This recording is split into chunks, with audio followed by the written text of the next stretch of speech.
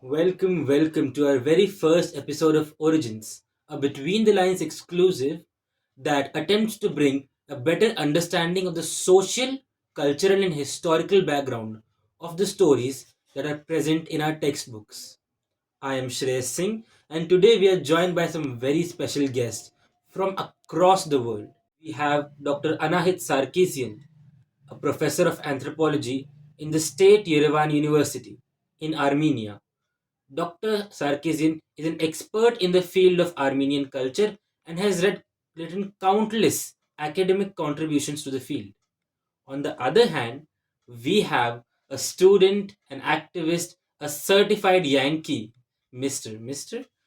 Raj Singh, currently sucking the soul out of the Columbia University.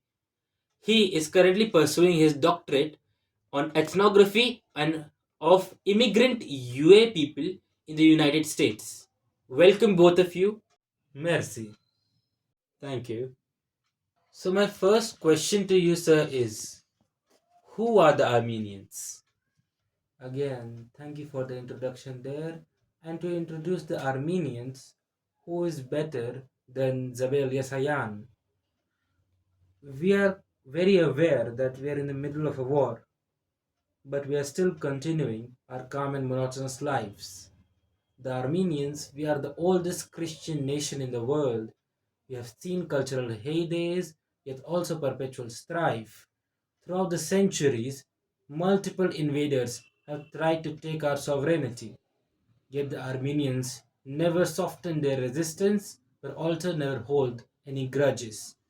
As this conversation around Armenian and immigrant identities, I would like to point out that more than two-thirds of the Armenians in the world do not live inside Armenia. The Armenian diaspora is very prominent in countries like the United States and also Russia. Here we have succeeded in all spheres of life. So, sir, as you must have read the book I Am Aram, William Saroyan has mentioned the cultural values of the Garoglanian tribe as follows. They were proud first, honest next, and after that they believed in the sense of right and wrong. In your expertise as in the Armenian culture and being an Armenian yourself, what cultural values do you find the most prominent in Armenian society? Also, please mention some fun Armenian traditions. While it is difficult to characterize the values of a community so diverse and spread so vast, two hallmarks of the Armenian community are their great hospitality and also their strong community ties.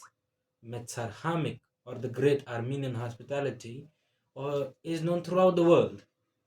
The Armenians have a saying, Hyuri Astvat Ugegne, which means guest is the God's messenger. I mean, that's amazing for a group that has faced so much external strife. Coming to that, anyone who has met Armenians knows that we indeed stick together. Our strong community ties means that wherever we live, we are connected to our roots. Adding to that, being a Christian nation, we are a deeply spiritual people. Some important festivals for the Armenians would be Vartavar, a religion from a pagan origin where we drench ourselves with water, we play with water. Another is the Feast of Saint Sarkis, which is kind of like Armenia's Valentine's Day, where young men and women would refrain from drinking water and they'll eat salty stuff so as to induce the appearance of their future bride or bridegroom bringing them water. So it is a commemoration of a saint of youth and love. Coming to our good friend Raj, what are the major cultural and social values that are present in immigrant populations? How is this related to the immigrant experience? Well, again, there is no single immigrant experience per se. However, what ties all immigrants together are community ties and a sense of cultural preservation. Moreover, there is also a general wish of upward social mobility. Success in the traditional economic or social capital sense is greatly valued in these communities. Uh, Thank you for telling us what all Asian American comics have already told us. Exactly. 10,000 success. Jimmy O Yang, 10,000 success. Moving on, how do cultural values transform for immigrant societies? Well, there's certainly different kinds of experiences based on what kind of immigrant one is. Like, one could be a mercantile or a labor or an asylum seeker. However, there's always a complex process of acculturation that follows. Like, personally, working with Cantonese people, one can see this clash between maintaining a traditional culture while picking up things from the native cultures as well. After the third or the second or fourth generation sets in, one can see this as a network. So if a new person from Hong Kong comes to work at LA, they'll already have a dynamic yet close knit community to welcome. Now there's the internet and yada yada. But coming back to the topic, the first step for any immigrant culture is rapid acclimatization of the host's ways. However, as they settle in and start focusing on the preservation of their own culture, the final development would be a sort of alienation from both the native culture and their own immigrant, like their own traditional cultures. That it would be a new immigrant, a new independent immigrant culture. Interesting indeed. Can one interpret the ethical struggle of the boys in this story as a generational shift? Exactly. We see that there's a lot of back and forth, inertia, and struggle in these developments. There are alternative models to the evolution of cultural values as well. As example, one advocated by Portes and Rimbaud regarding the generational values. However, what is important is that immigrants face both internal and external cultural pressures. Interestingly, in this case, it is the preservation of cultural values and the sense of identity that could determine mental health of the people. So, immigrants need not melt away into the greater society. Rather, what is more important for their health is a sense of cohesion and belonging. Dr. Sarkisian, could you tell us something about our Assyrian friends, like John Byro? Now, firstly, there is a lot of confusion amongst people between Syrians and Assyrians. Syrian is a nationality, meanwhile, Assyrian is a community, some of whom are Syrians as well. Coming back, both Assyrian and Armenian are a very old civilization, they're ancient civilization. The oldest proved inscription about the Armenians is found in the Behistun inscription from the 6th century BC. The Assyrians, I believe, are even older. The Assyrians became an independent state in 14th century BC. By the 6th century BC, the kingdom was in their last phase, that of the great rule of Ashurbanipal. You must know him because he created a huge library for the Mesopotamian civilization. Adding to that, both Armenians and Assyrians were Christian people.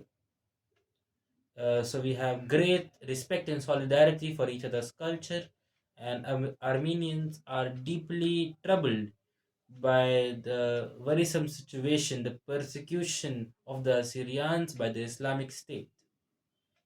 Now we see in the story that the farmer John Byro catches the two Armenian brothers with his horse. Yet, despite thorough investigation and claiming that the horse matched his tooth by tooth, he refused to believe that anyone from the Garuglinian family would steal. This ties around the conversation of stereotypes, racialization, and the model minority myth. Dr. Rajdeep, could you tell us something about these experiences in migrant communities? All of us know that stereotypes are a bad thing. But what exactly are stereotypes? Stereotypes are oversimplified, fixed beliefs about a particular community that are simply not true. In this case of immigrant communities, the stereotypes often emerge due to the limited exposure and understanding by host communities, leading to generalizations that may not reflect the diversity within the community. Now, another specific example of model of the stereotypes are the model minority myth. This is the idea that some immigrant communities are absolutely excellent, brilliant, and hardworking. So, what's the harm? Well, even the assumption of good qualities can bring unintended consequences. For example, it can be used to hide the genuine problems of inequality or discrimination. It could also inspire hate and enmity inside the minds of the host community. It could over accentuate the pressures on the like the pressures on the young kids to achieve traditional success. You know what I mean, right? This causes mental distress. No, we are not a model for anybody. I don't know, sir. You said it. As we are talking in reference to a piece of Armenian literature, could Dr. Sarkisian please tell us something about the literary culture amongst the Armenian people? Some major literary themes and core values and movements, and perhaps some great writers too. Well, the first prerequisite to a literature is a written language. The Armenian script was invented in the 5th century by the theologian, the linguist, the hymnologist, the man, the legend himself, Mesrop Mashtot. This sparked a golden age in Armenian literature. The early revivalists and pioneers are too many to name. Khachatur Abovian, considered the father of modern Armenian literature, wrote the first novel in Armenian, The Wounds of Armenia, which not only revived Armenian literature in the 20th century but also the Armenian nationalist movement. The most celebrated of the Armenian novelists would be Hakob Melik Hakobian, or simply Rafi. Other than that, Hako Paronian or Ervand Otian would be wonderful satirists who commented very funnily about the state of the Osmanian Empire and also about the many nationalist movements. For me, the most defining feature in the modern Armenian literature would be Zabel Yesayan. Her works are the most key works in the Armenian literature in the terms of nationalism and feminism. Her description of the Armenian genocide, honestly, can send chills down the spine of even the bravest man. Yet, her stories of struggle against these massacres, especially by the women soldiers, evokes a sense of cultural pride and honor. I'm sorry, but what's with them eons though? No, no, it's alright. Yan just means son of in Armenian. So it just means descendant of Sarkis in my case. So it's like O'Brien or Mackenzie in Irish. Like O means descendant of and Mac means son of. Raj, could you tell us about the major trends in immigrant literature? Could you perhaps recommend us some books to better understand the immigrant experience? I feel that a great corollary to migrant literature would be to look at the larger world of the critical approaches to the post colonial literature. This is because the people characterized as immigrants often come from these colonized lands. To understand the literature and the culture in general, it is important to read the works of Frantz Fanon's, like The Riches of the Earth, and Edward Said's Orientalism. These works provide key philosophical and critical traits to understanding the world of marginalized people. However, immigration is just not solely about strife, but it's also about hopes and visions. While working with Cantonese people for my study, one book that I really related to is The Joy Luck Club by Amy Tan. I'm sorry I couldn't get it right now, but it is about the trials and tribulations of these four Chinese families or trying to make money by working a club. It's really good. You should really read it. One of the more popular books would be The Kite Runner by Khalid Hosseini. Definitely a modern classic.